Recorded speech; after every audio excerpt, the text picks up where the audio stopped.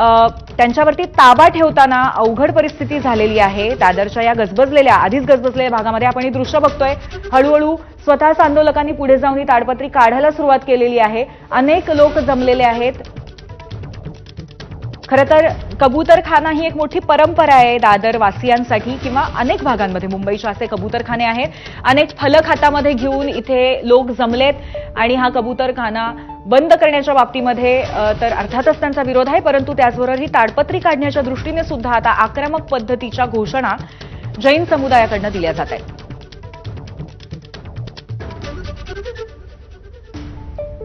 या संपूर्ण जमावावरती नियंत्रण आणण्याचा सुद्धा पोलिसांचा प्रयत्न आहे।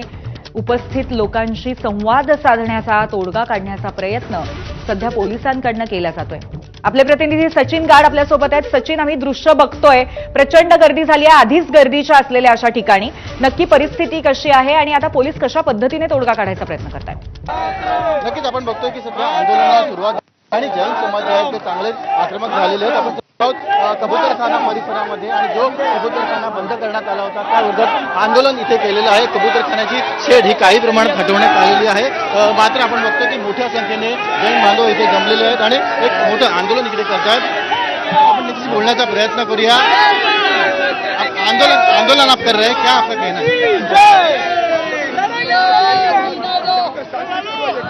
हमारा देश जो है महात्माओं का देश है, जियो और जीने दो की हमेशा बात हुई है और हमारे पूर्वजों ने यही सिखाया है कि कुत्ते को रोटी, पक्षी को दाना और जानवरों को चारा, ये हमारी सिस्टम है और पूरा भारत यही से आया है, गांव-गांव से आया है। एक बात बताइए, कल जो मुख्यमंत्री ने डिसीजन लिया था कि कबूतरखाना फिलहाल खोल दिए जाएंगे और यहीं पर उनको कंट्रोल फीडिंग होगा, इसके बावजूद आप आंदोलन कर रहे हैं?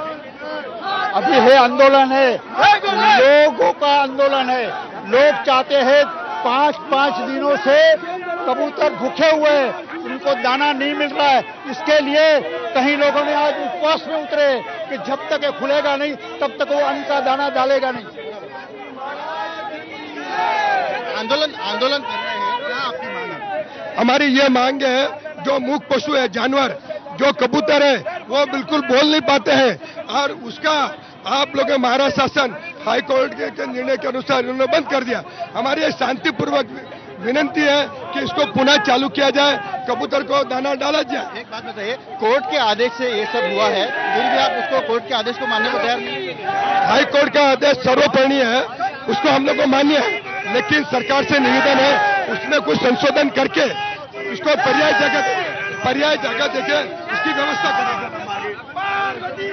पोलीस इकडे मोठ्या प्रमाणात आलेले आहेत आणि जे काही आंदोलनकर्ते रस्त्यावरती आलेले होते त्यांना इथे हटवण्याचं काम सध्या सुरू आहे। आपण बघतोय की जे कबुतरांचं खाद्य असतं ते इकडे रस्त्यावर टाकण्यात आलेलं आहे आणि आंदोलन इथे लोकांनी केलेलं आहे। आपण जर बघितलं तर एक जैन देरासर अगदी कबूतरखान्याला लागूनच होता, कबूतरखान्यासमोरच होता आणि इथून तर रोज कबुतरांना खाद्य घातलं जायचं। मात्र आज जेव्हा ते गेल्या काही दिवसापासून जेव्हा त्यांना खाद्य घालण्यास मज्जाव केला जात होता तेव्हा नागरिक हे चांगले प्रक्षोभ झालेले होते आणि आपण बघतोय की कशा प्रकारे इकडे जैन बांधव जे आहेत ते अक्षरशः कबूतरखान्यामध्ये इथे बसलेले आहेत आणि एक मोठं आंदोलन सध्या इथे सुरू असलेलं आपल्याला दिसून येते। महिला मोठ्या संख्येने इथे खरतर आहेत। पालिकेने हा कबूतरखाना गेल्या 2 दिवसांपासून बंद केला होता। संपूर्ण कबूतरखान्याला शेड घालण्यात आली होती, ताडपत्रीचं कव्हर करण्यात आलं होतं आणि कोणालाही खाद्य घालण्यास मनाई करण्यात आली होती। अनेक गुन्हे हे देखील खरतर मुंबई पालिकेने दाखल केले होते। मात्र आपण बघतोय की त्यामुळे जैन समाज असेल, पक्षीप्रेमी असतील, त्याच्यामध्ये एक मोठं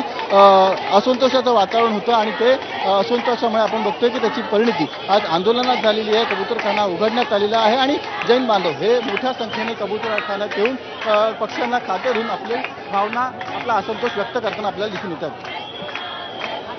सचिन, त्याचबरोबर आता गजबजलेल्या परिसरामध्ये एकंदरीत परिस्थिती कशी आहे? कारण या भागातनं खूप मोठ्या प्रमाणात स्टेशनकडे जाणारे लोक पण असतात, त्यामुळे आता या सकाळच्या वेळामध्ये आता पोलीस नक्की कशा पद्धतीने याच्यावरती नियंत्रण मिळवण्याचा प्रयत्न करणार आहेत?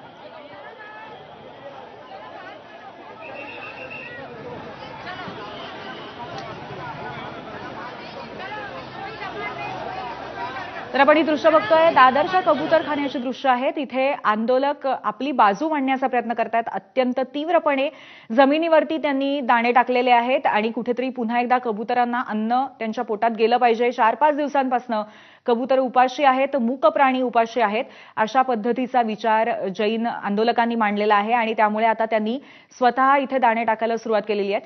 समोरच इथे जैन मंदिर आहे आणि इथे जैन मंदिरातली ही परंपराच आहे की जे कोणी तिथे त्या मठात जाईल त्यानंतर ते दाणे कबुतरांसाठी कुठेतरी व्हायचे. त्यामुळे ही परंपरा